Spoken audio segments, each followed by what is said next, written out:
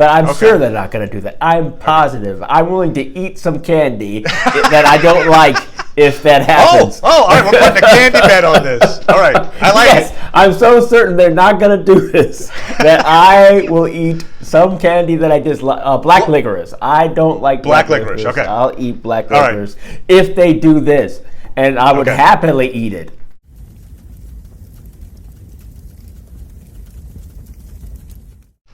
Hey, Internet!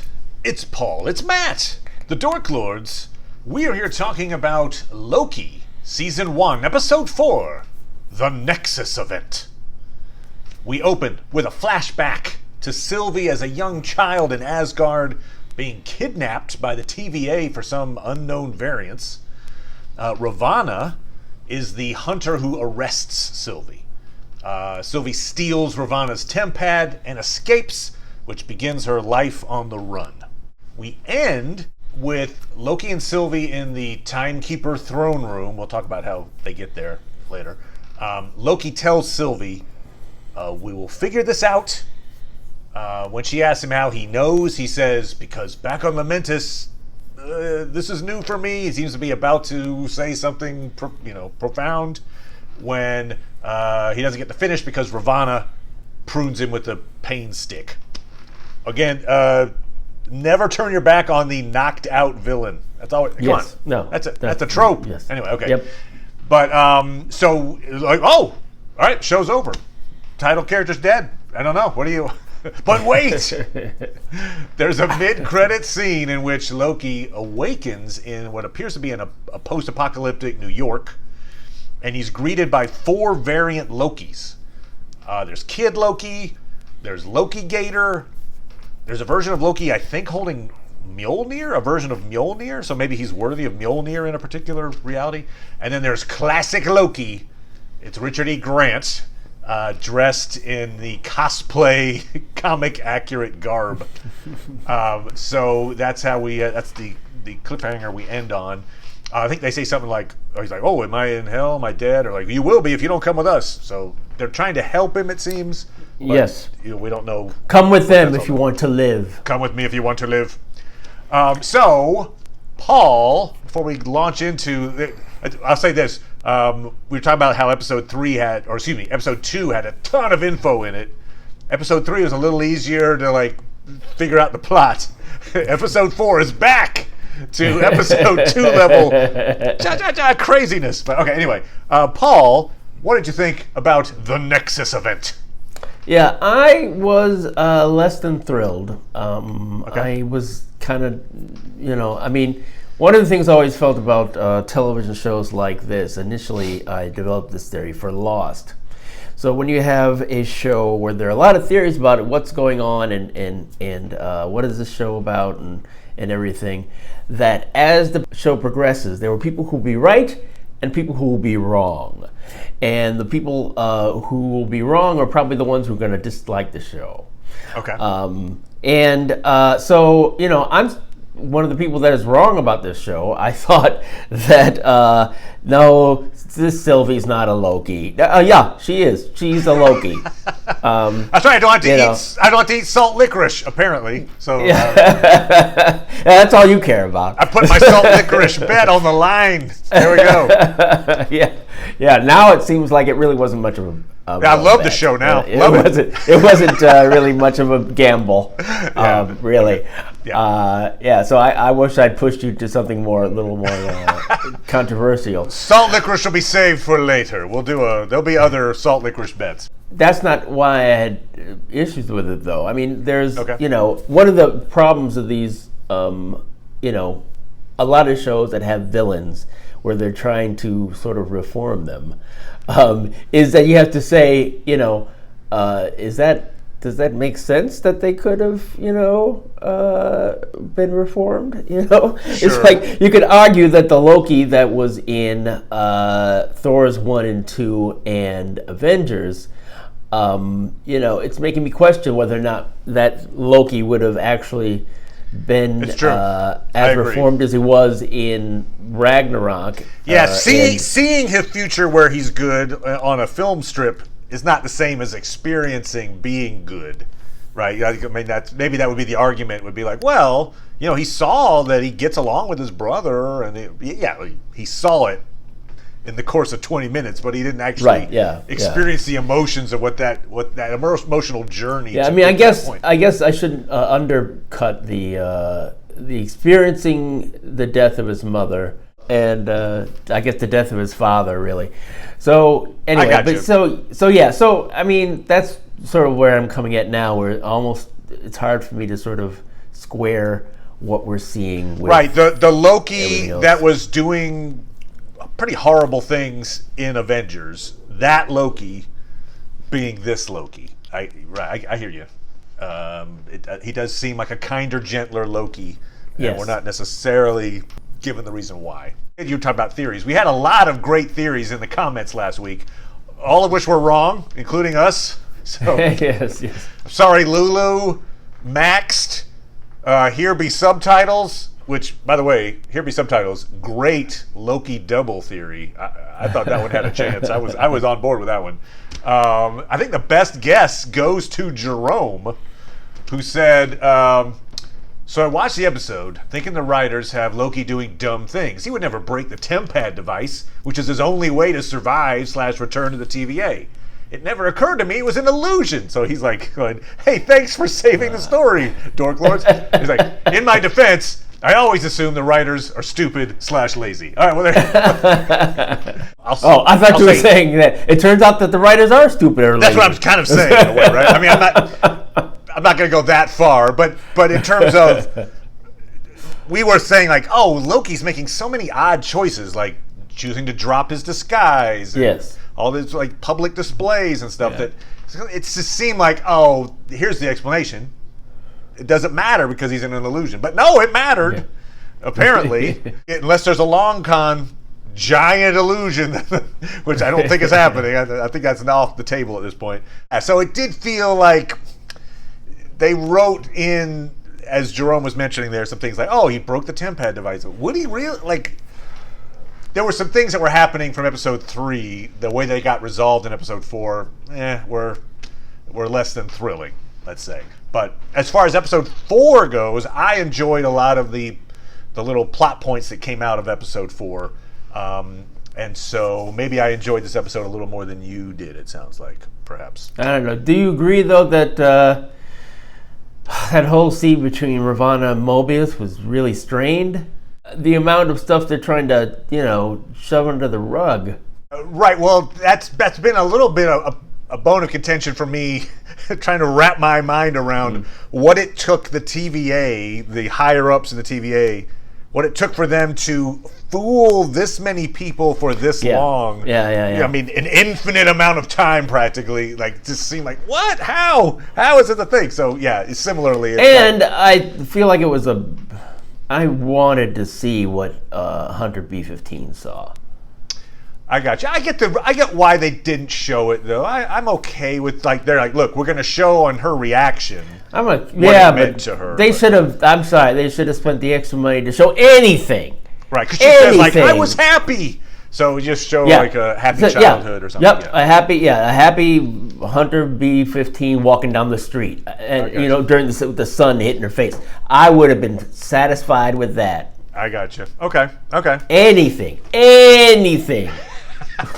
Because we find out that Hunter B-15, when she was controlled by Sylvie back at the Rocks Cart Shopping Center, episode 2, as Sylvie says, in order to control people, she has to give some of those people memories that she can use to control them with. So apparently she gave a memory back to B-15, which she kind of remembered. She tries to confirm it, which she does confirm it in this episode, where B-15 uses a TemPad, takes Sylvie back to the parking lot of the Rocks Cart, because she has to get her out of the TVA, right? In order for Sylvie to use her powers, she has to be out of the TVA. So they zip out of the TVA, Sylvie uses her powers, shows her childhood or some memory of her actual pre-TVA past, and convinces B-15 that, oh my gosh, the TVA is terrible.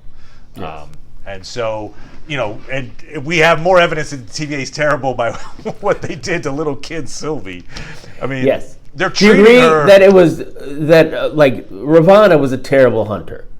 You know, it's like oh, here I am. Like, it doesn't seem like she's that far ahead of her, where she could act. Maybe if she just walked at all, could have grabbed the temp pad and from her. You're talking about in the moment when it's revealed that I've got your temp pad. Yes. That there's this long pause before Sylvie actually escapes. And she's yes. like, yes. Now yes. you can maybe say that Ravonna wanted her to escape, but I don't.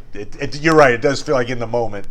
It really doesn't feel like that she wanted that in the moment or at any other point in the show. Well, I will say this: how did she get promoted? Yeah, exactly. That's a pretty bad, whatever. It's not her first day on the job, but that's maybe it was. Maybe it was the first day, and they're like, "Ooh, now you're on probationary period," and she just kicked ass every day after that. Right, exactly. All right, like here's your judgeship.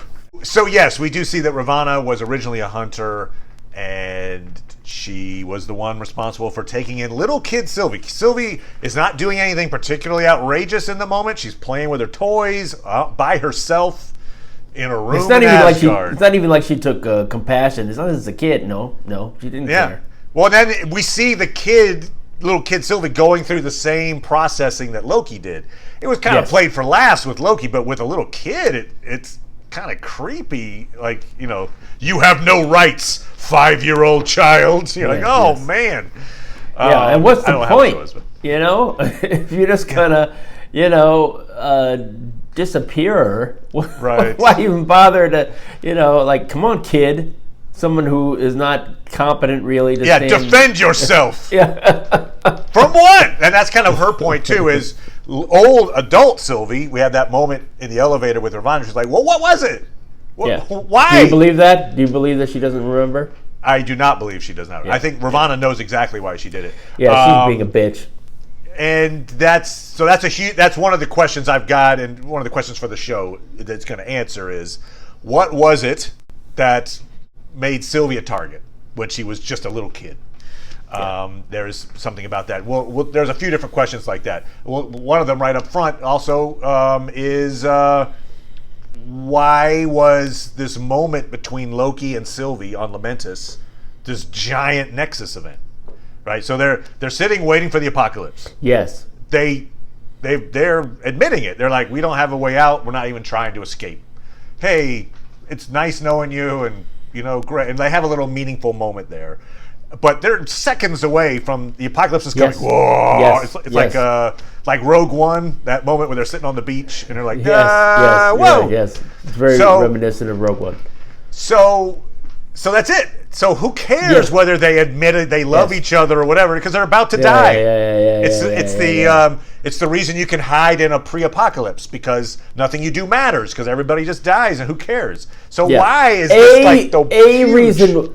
I don't think they're going to do this at all, but a reason why I can see that meaning anything is so let's say that the TVA didn't step in at that point. Okay, so it comes closer.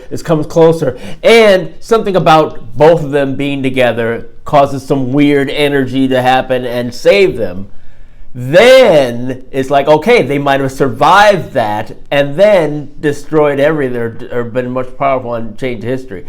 I would believe that. I don't think that's what they're gonna do. like Odin shows up or something, like, you have proven yourself worthy of loving yourself, Loki. Or it's just like hey, they just needed to have certain set of emotions and have two of them present, and then they would have had some magical whoop, we pop back to Hemdil or the bridge or just something that caused them to be protected in that moment. I would buy. But I'm sure they're not going to do that. I'm positive. I'm willing to eat some candy that I don't like if that happens. All right, we're putting a candy bet on this. All right, I like it. I'm so certain they're not going to do this that I will eat some candy that I dislike. Black licorice. I don't like black licorice. Okay. I'll eat black licorice if they do this, and I would happily eat it. So in other words, you will eat I'm really good. You will eat black licorice if we see that if they had formed a bond in that moment, that it would have created some kind of a cosmic force that would have protected them. Okay. Yes. All right. All right. I think I there's a chance. swear. I don't think it's a 0% chance of that, Paul, by the way. So, okay. No, but I like my odds. You like your odds. Okay, I've got a far out there theory that I'm not going to bet candy on, but I'm trying to find a way to justify these various questions. Sylvie being arrested by the TVA for no apparent reason. Sure. Then Sylvie being part of this duo that's the biggest Nexus event of all time, simply because she's gonna maybe kiss they held Loki. hands. Or they're gonna, yeah. Oh no, my God, that's terrible. So Loki and Loki sitting in a tree.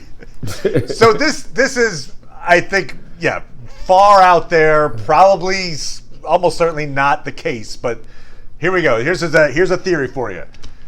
I feel like Sylvie is part of a desired timeline from somebody. Now we know that we'll talk about this in a second, but the timekeepers are somebody, robots. not the timekeepers. Not the time. Whoever's in control for real. If there is somebody, I guess that's possible too. That there's nobody in control. But what? They were going to cull her, but I'm going to say that. So I'm going to say they weren't going to cull her. I'm going to say they were maybe just pulling her out to keep her safe for their timeline or something like that, perhaps. What? Wait, you don't. This to me assumes that the people in charge of the TVA are not caring about the current timeline, because that one she didn't. Well, let's wasn't say allowed this. to transverse on. Let's just say this: that cartoon, the Miss Minutes cartoon of here's the history of the TVA. That's all false. That's fake, right? Because we've seen the timekeepers are just robots. So this whole thing about the three that created the thing, and there might not even have been a multiversal war. Maybe there was, but I'm just saying, I think a lot of that is BS. The reasoning behind the TVA is completely a lie, based on this Wizard of Oz thing that they've got going on. So if there's another purpose for it, that's what I'm kind of going at, is there's a different purpose for the TVA. Right, but the action of what they do is cull these events that are supposed to break from the timeline. Do you not believe that they're doing that? Yes, I think they are doing that. I think there is. Okay, so how is Sylvia part of some timeline that they prefer when you're not assuming that the timeline we have is what they prefer? I hear you. You're right. You've already poked a hole in my theory, Paul. Let me get the salt licorice. All right, I'll just say this. I'll finish my wrong theory. But, okay. Yeah, get it out of your system. I was thinking that the purpose of the TVA might be that there's someone who's done kind of like a Doctor Strange thing, right? Hey, look, I've looked at 14 million different futures, and there's one in which basically Sylvie and I fall in love, and that's what I'm going for. And when Sylvie's going to fall in love with someone else, that's a terrible thing, and I can't have that, and so we have to break this timeline. She also has to live. She has to survive and fall in love with person X. And so this whole thing has been this very giant conglomeration to basically avoid being alone, right? The theme of being alone is right. I get that's something they're really trying to set up for some strange reason. I know there's some theories out there that maybe it's a Loki Prime is running everything, and that Loki is trying to avoid being alone and is. It's interesting that that it's not Richard Grant, right? At least. As far as we know, yeah. I mean, that would be rather interesting, actually, if it was really classic Loki controlling everything from the sidelines, right? This is diversion. I would like that, actually. That he doesn't want to be alone, and so he's figured out a way. This is a timeline. This is a way to make this whatever work. You were talking about, I wasn't referring to that. You passed by that. I just meant if classic Loki was behind everything. Okay, that's what I would like. All right, fair enough, and that could certainly be a thing. It could be. I mean, certainly, you would want someone from that level being the one who's behind everything. Though we do see there's this institutionalized casual cruelty of the TVA that does fit with the evil Loki, right? The Loki that we knew from the beginning that didn't transform. So if there was a Loki behind it, the idea of like, oh yeah, we arrest 5-year-old girls and then, kill people that aren't part of my plans. And, Yes. that could be a Loki-ish type thing for sure. Sure. We have the situation where Mobius sends Loki into this time cell, I think is what he called it. And it's kind of like his own little ironic punishment division thing. Like Homer Simpson. You have all the donuts in the world. More. So his personal hell is to have, we had a little cameo from Sif. She appears, there's some scene where he had done some prank that cut her hair. She's mad at him, and she basically punches and kicks him and tells him he'll always be alone. Get that alone theme going. Yes. But what's interesting is he can affect the outcome each time. Like, he can actually say or do something that keeps her from punching him, which is just interesting. I feel like oh, wow, he has actually a bit of autonomy for this personal hell thing. You would think it would just be like a loop. Up, punch, kick, done. It is a loop because it's actually happening. I guess, right? I mean, anyway, he can talk his way out of it, is kind of the point. And he does. Yeah, but he'd have to really commit to every time being on the ground and being like, okay. It would be after a while, be like, you're not sincere anymore. Damn it. Yeah, right. It's like Groundhog Day has a bit like that, where Bill Murray he does this. He creates the perfect date, and then he tries to recreate that date, and it just comes off really creepy. You're right. I was thinking Miller's Crossing. You ever see that? Oh yeah, Miller's Crossing. So the second he's like, oh, look in your heart. Oh sure. Boom. What heart? So we don't have to see him attempt to recreate the verbiage that keeps him from getting kicked. Anyway, this actually kind of reminded me of an improv game we used to play called the David Ives Improv. David Ives did a play called All in the Timing, and essentially the way the improv game works is you start a scene, you hear a bell. When you hear the bell, you back the scene up a few seconds, you push forward, make a different choice, and then continue the scene. And so it feels like that's kind of where he can like make different choices to figure out the outcome. It's torture, right? I mean, this. And that's another one of these TVA casual cruelty things. Oh yeah, just stick him in his own personal hell for a while. All right. Great. Even Mobius, who we're supposed to, I think, empathize with Mobius, but he's like, just throw him in there. I mean, that doesn't even really give a second thought about it. In fact, Mobius is also cruel later, or maybe earlier. Oh, yes. When he basically he lies to Loki just to get a reaction out of him. Yes. Hey, by the way, that person you care about, Sylvie? Yeah, she's dead. We proved her. Huh? Oh, you do care about her? Like, screw you, guy. I don't know. That's a pretty... I don't know. That's a mean thing to do. Oh, sure, He's I mean, it's not enhanced torture or anything, but it's not nice. You're right. So it's like we're rooting for this guy, but he's ingrained in the culture of the TVA, and so I think his way of always doing things comes with this layer of the TVA does it this way, and so. It's mean. Yes. It's just innately cruel in a lot of ways. So the big shocking moment when he gets pruned, although there's a few reasons why we think he's not dead. One would be because Loki gets pruned, but he's not dead. He's just sent somewhere else, teleported.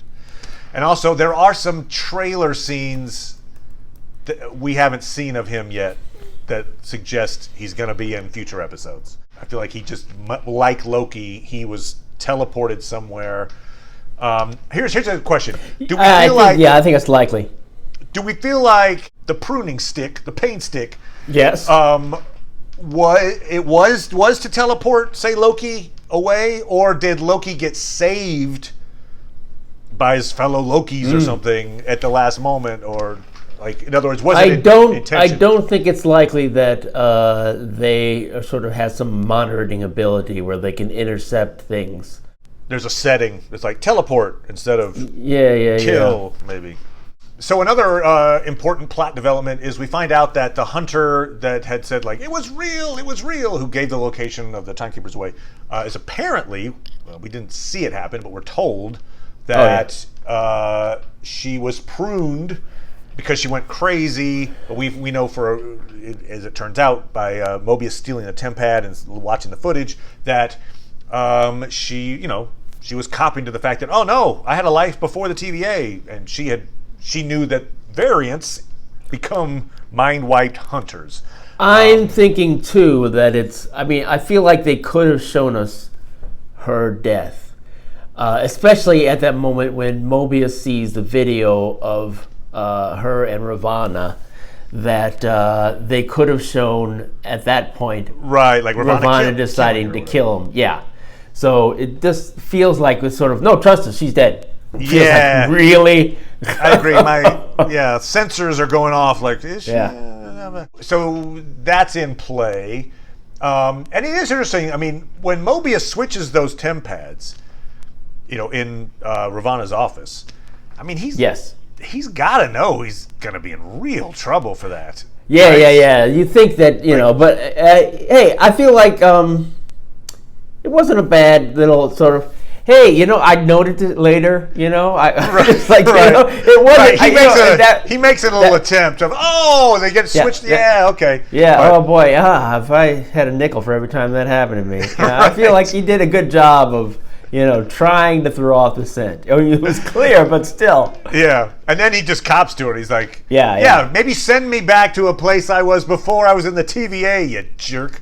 But yeah, anyway, it just shows a commitment to this thing of like, he puts himself on the line because there's, I'm sure in his perfect world he'd like to switch him back. But I was trying to find some significance. They're playing the song that's being played in the study when he's talking to Ravonna is Saint-Saëns' "The Swan" from the Carnival of Animals. I don't know. I was like, maybe it's his swan song. I don't know. Anyway. Okay. If you've got an idea out there, viewers. Yes, if you know, please let us know in the comments. Then we get this, huge moment where, Mobius has now been pruned, and apparently the timekeepers want to see Sylvie and Loki be pruned in face to face. That was a little odd too, but I'm like, yep. Okay, but so be it. They go before the timekeepers. B-15 comes in, helps them be free of their shackles. Big fight ensues. I'll say this, the guards, they've got those prune sticks, right? Yes.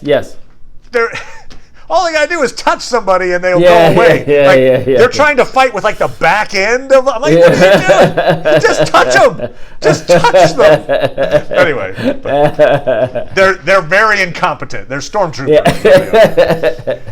So fight ensues, and then there's this really cool like Mortal Kombat finishing move moment where Sylvie takes her short sword and it's like wah wah wah wah wah wah and decapitates the central timekeeper. Yes.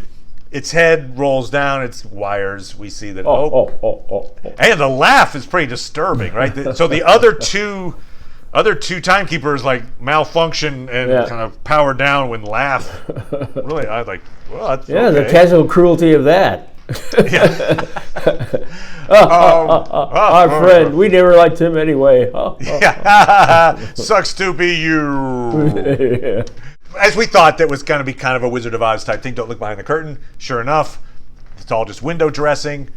There's some people that think that maybe Ravonna's behind everything, but I kind of don't see that. First of all, she was a hunter originally, so she worked her way up the ranks. I mean, could she, like, hey, for fun, I'll just join, I'll become a grunt, maybe, but it doesn't feel that way. And then she keeps coming in front of them to address them. Why would she even care if she didn't? Anyway. So I mean, there are people who are speculating that King the Conqueror, who of course is played by the actor who is in Jonathan Majors. Yeah, Jonathan Majors. So I'd be surprised, although I would applaud them if he ended up entering the series at any point. They only got 2 episodes left. Right. Yeah. So I'd be surprised if that actually happened. I mean, he's going to show up in Ant-Man. So apparently he is the villain in Ant-Man, and you could tie that into this for sure. Yeah, you could. But I'm like, the longer it goes, the more like okay. Unlikely. I mean, since I might have felt differently if they were successful in inserting Doctor Strange into WandaVision, but right, you're kind of using the WandaVision as a template for this, and you're like these late appearing villain theories are like, they feel a little suspect. Perhaps we don't know who is behind the Timekeeper dolls. I mean, they were kind of like, they reminded me of the old Showbiz Pizza days with like it was like Billy Bob and the explosion. I forget what they were, the name of the band. I remember that there was a character named Mitzi Mozzarella. So maybe there was also a Ms. Minutes like on the snare drum or something. I don't know. Anyway, but yeah. So actually, Jackie called them like she thought they looked like the Who's from Whoville. But anyway, but they did look silly. In the moment when I was like, "What those guys look pretty silly for full-on villains," and there was a reason for that because they're animatronics. I think I mentioned the various questions I've still got, like what Nexus event did Kid Sylvie cause? Why was the Lamentus conversation a Nexus event? Who is actually running the TVA?